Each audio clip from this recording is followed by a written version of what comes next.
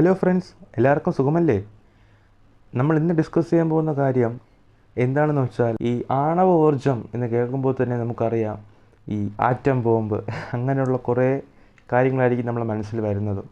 എന്നാൽ ഇതിൻ്റെ ശാസ്ത്രീയ വശം എടുക്കുകയാണെങ്കിൽ എങ്ങനെയാണ് ഇത് സാധ്യമാകുന്നത്? നമ്മൾ പണ്ട് സ്കൂൾ ക്ലാസ്സുകളിൽ കേട്ടിട്ടുള്ള ചെയിൻ റിയാക്ഷൻ, അതുപോലെ തന്നെ പലപ്പോഴും നമ്മൾ കാണുന്ന E=mc² എന്ന ഇക്വേഷനും എന്താണ് എന്ന് നമുക്ക് നോക്കാം. ന്യൂക്ലിയർ ഫിഷൻ്റെ സവിശേഷതയാണ് ശൃംഖല പ്രതിപ്രവർത്തനം അഥവാ ചെയിൻ റിയാക്ഷൻ. ഫിഷൻ നടത്താൻ എടുത്തിരിക്കുന്ന മൂലകത്തിൻ്റെ ആറ്റത്തിൽ പുറത്തു നിന്നുള്ള വലിയ തോതിലുള്ള ആൽഫ റേസ് പതിക്കുന്നതോടെ ന്യൂക്ലിയസിൻ്റെ അകത്തുള്ള സ്ട്രക്ചർ തകരുന്നു. ഇതിൻ്റെ ഫലമായി ഊർജവും ഒപ്പം റേഡിയോ ആക്റ്റീവായ പദാർത്ഥങ്ങളും ന്യൂട്രോണുകളും പുറത്തു വന്നുകൊണ്ടിരിക്കുന്നു. ഈ ന്യൂട്രോണുകളാകട്ടെ സമീപത്തെ മറ്റ് ആറ്റങ്ങളുടെ ന്യൂക്ലിയസുകളെയും കൂട്ടിയിടിച്ച് അവയെയും നശിപ്പിക്കുന്നു അഥവാ തകർക്കുന്നു. അവിടെയും ഊർജവും ന്യൂട്രോണുകളും പുറത്തു വരുന്നു. ഈ പ്രവർത്തനം ആവർത്തിച്ചു കൊണ്ടിരിക്കും. ഇതിനെയാണ് ചുരുക്കത്തിൽ ചെയിൻ റിയാക്ഷൻ എന്ന് വിളിക്കുന്നത്. വളരെ കൂടിയ അളവിൽ ഊർജം നമുക്ക് ലഭിക്കുന്നു എന്നതാണ് ഈ പ്രക്രിയയുടെ പ്രത്യേകത. അതേപോലെ തന്നെ നിയന്ത്രിച്ചില്ലെങ്കിൽ വലിയ ദുരന്തങ്ങൾക്കും കാരണമാകുന്നൊരു കാര്യമാണ് ഇത്. ഒരു ഉദാഹരണം പറയുകയാണെങ്കിൽ, നമ്മൾ ഈ പറഞ്ഞ ചെയിൻ റിയാക്ഷൻ ഒരു ന്യൂക്ലിയർ റിയാക്ടറിലാണ് നടക്കുന്നതെന്ന് കരുതുക. അപ്പോൾ അവിടെ അതിനെ നിയന്ത്രിക്കാനുള്ള സംവിധാനങ്ങളും കാണുമല്ലോ. അപ്പോൾ നമ്മളവിടെ ഭയപ്പെടേണ്ട കാര്യമില്ല. അപ്പോൾ ഈ അധികമായിട്ട് വരുന്ന ഊർജത്തെ നമുക്ക് വൈദ്യുതിയായി മാറ്റാം. പക്ഷേ ഈ നടക്കുന്ന സാധനം, അതായത് ഈ ഒരു പ്രവർത്തനം നമ്മൾ ന്യൂക്ലിയർ ബോംബിലാണ് പരീക്ഷിക്കുന്നതെങ്കിലോ? പറയേണ്ട കാര്യമില്ല.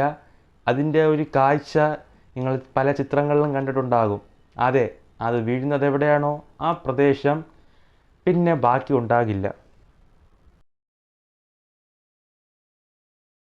E=mc² എന്ന ഇക്വേഷൻ്റെ പ്രാധാന്യം നേരത്തെ സൂചിപ്പിച്ചതുപോലെ തന്നെ ആൽബർട്ട് ഐൻസ്റ്റൈൻ ശാസ്ത്രജ്ഞനാണ് ഈ സമവാക്യം ഉണ്ടാക്കിയത്.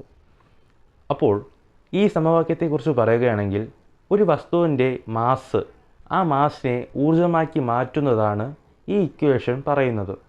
ഐൻസ്റ്റീൻ മാസ് എനർജി ഇക്വേഷൻ എന്നാണ് ഇതിനെ അറിയപ്പെടുന്നത്.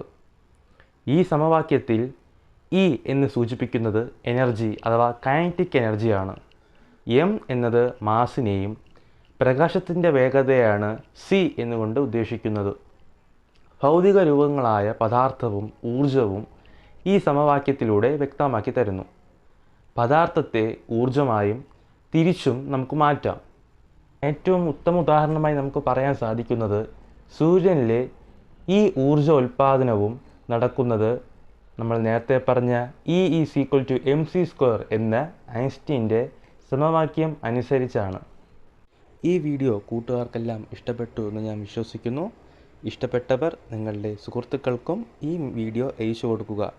ഓക്കെ ഫ്രണ്ട്സ്, അപ്പോൾ മറ്റൊരു വിഷയവുമായി നമുക്ക് വീണ്ടും കാണാം. Till then stay tune from eminence.